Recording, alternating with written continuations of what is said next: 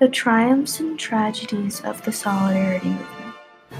On August 1980, a large group of people joined together in an illegal strike to defeat their communist government.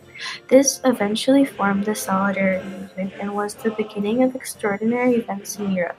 Those in the movement learned from their past failures, and because of their determination to fight for democracy, communism was defeated.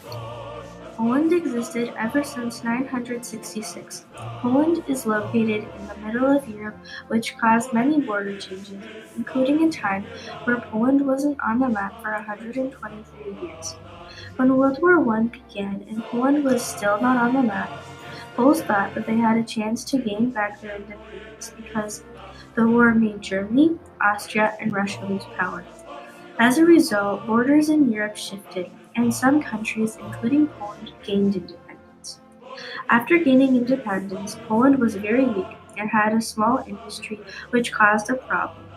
In the late 1930s, Germany started to grow in power, especially in military power. On the other hand, Poland had a very weak military. On September 1st, 1939, Germany attacked Poland, starting World War II. Germany attacked because they wanted their land back from the loss of World War I.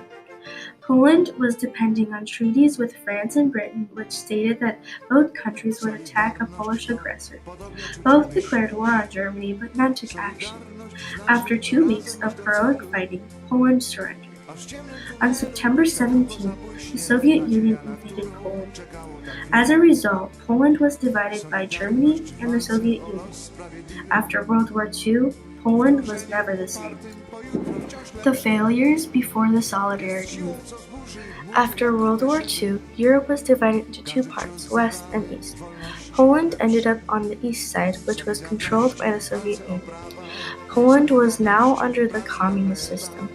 The Polish people thought that communism would let them have a new start and rebuild their country, which was heavily damaged after the war, with a weak economy and non-existent industry. But that was not the case. Under this system, life was very difficult. Polish people had no freedom, there was shortages of food everywhere, and their life was controlled by the government. People were also unhappy because they had to send extra supplies to the Soviet Union for the Cold War. In 1956, workers in Poznan went on streets demanding economic and political changes, which ended up with hundreds of people being killed. A similar thing happened in 1968, but this time with students that protested for greater political freedom. In 1970, workers were arrested because they protested. By the end of the 1970s, the Polish citizens self-organized workers, intellectuals, students, and members of the Catholic Church, and created a huge force demanding for a change in Polish society. During the Solidarity Movement, by the end of the 1970s, a large economic crisis led to a massive illegal strike in the summer of 1980 at the Gdańsk shipyard and spread quickly to other workplaces in Poland. This strike was so big that the government had to allow solidarity. Key demands. Mamy wreszcie niezależne, samorządne związki zawodowe.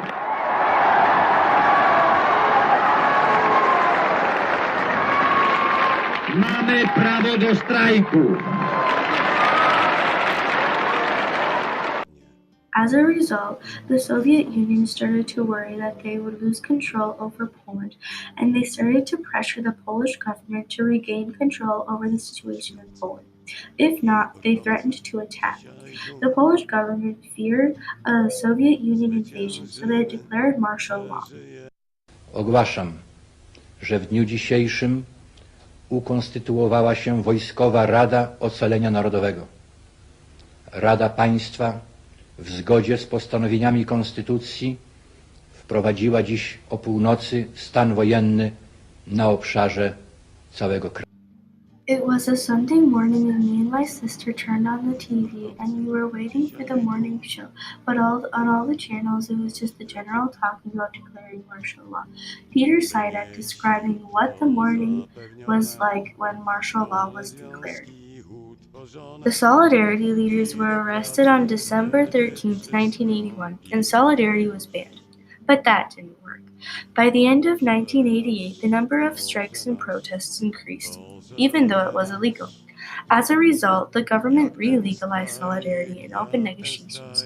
This led to a roundtable discussion, and an agreement was reached to hold free elections to a Polish parliament in June 1989. Świat pamięta o wspaniałej zasadzie amerykańskiej demokracji, o rządach ludu, przez lud i dla ludu. The world remembers the wonderful principle of the American democracy, government of the people, by the people, for the people. Pamiętam też o niej ja, robotnik z gdańskiej stoczni, który całe swe życie wraz z innymi członkami ruchu Solidarności poświęcił dla tej właśnie zasady rządów ludu, przez lud i dla ludu. I too remember these words. I, a shipyard worker from Gdańsk, who has devoted his entire life, along with other members of the Solidarity movement, to the service of this idea.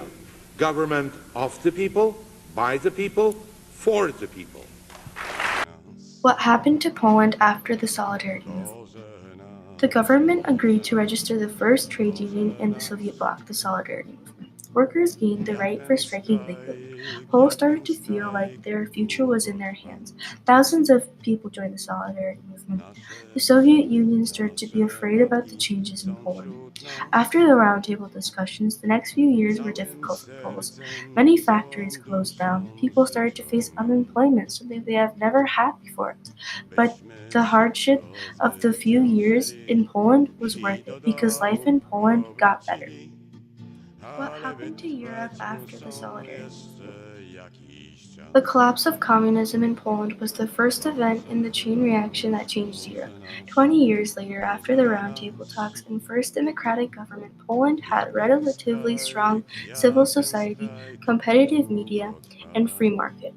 Part of the chain reaction was the collapse of the Berlin Wall in Germany. Poland is a successful story in democratic, peaceful transformation. It's also a part of NATO, and Poland is part of the European Union. Poland has democratic government and parliament. The Soviet Union collapsed on December 23, 1991. The Solidarity movement also ended the Cold War between US and Russia because of all the money they were using for the war. Nasze myśli wciąż tam są,